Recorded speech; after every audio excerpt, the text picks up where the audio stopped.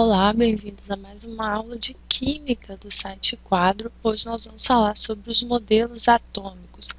Vamos resumir em 3 modelos atômicos: o modelo de Dalton, o modelo de Thomson e o modelo de Rutherford-Bohr. Nos livros didáticos vocês podem ver em separado os modelos de Rutherford e o modelo de Bohr. Mas como o modelo de Bohr é complementar ao modelo de Rutherford, então eu coloquei eles aqui nessa aula juntos, tá bom? Bom, o Dalton foi o primeiro aí a determinar um modelo de átomo e ele considerou o átomo como uma partícula indivisível. Inclusive, o nome átomo quer dizer indivisível, tá? Então, o Dalton, ele considerava o átomo uma partícula que compunha toda a matéria existente e que essa partícula ela era indivisível, era a menor partícula aí presente na matéria. E além disso, essa partícula era neutra. Então, para Dalton, um pedaço aí, por exemplo, de chapa de metal, ele continha aí os elétrons assim bem, os átomos assim, ó, bem próximos uns dos outros, tá? E cada partícula dessa, cada átomo desse era totalmente indivisível e neutro. Daí veio Thomson desenvolver o segundo modelo atômico. E na época de Thomson, alguns fatores relacionados aí à composição da matéria já eliminavam a ideia de um átomo indivisível. Um deles era a radioatividade, que é a propriedade que alguns elementos químicos possuem de emitir partículas e radiações. E eles conheciam, por exemplo, que o elemento polônio emitia partículas de carga elétrica positiva, que eles chamaram de partícula alfa, ou seja, o átomo era divisível.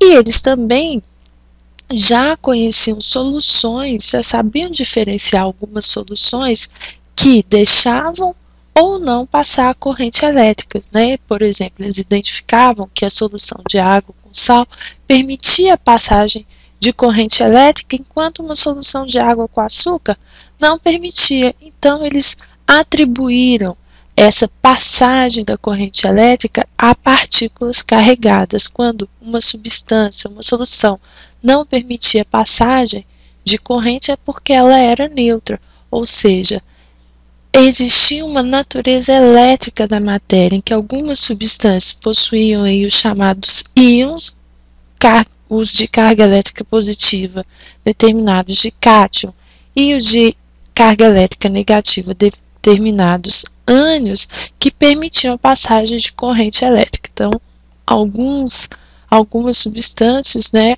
elas permitiam aí a transmissão de eletricidade. Daí, o modelo de Thomson veio com uma novidade, que o átomo possui uma grande massa positiva e que nessa massa, em meio a essa massa, havia então cargas negativas, que eram as cargas que permitiam aí a passagem de corrente elétrica.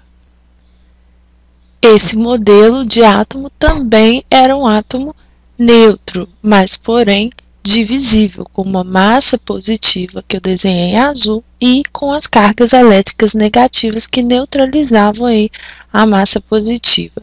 Já o Rutherford realizou um experimento, porque até o modelo de Thomson os átomos também eram organizados como no modelo de Dalton, né? Os átomos que compunham a matéria ficavam assim bem próximos, bem justapostos. Mas Rutherford realizou um experimento, que é o que nós vamos ver na próxima aula, que provou que o átomo não é tão denso assim, que existem espaços vazios e que a organização aí vai permitir a passagem de partículas por entre os átomos que compõem os materiais. Então, isso nós vamos ver na próxima aula. Fiquem por aí e bons estudos!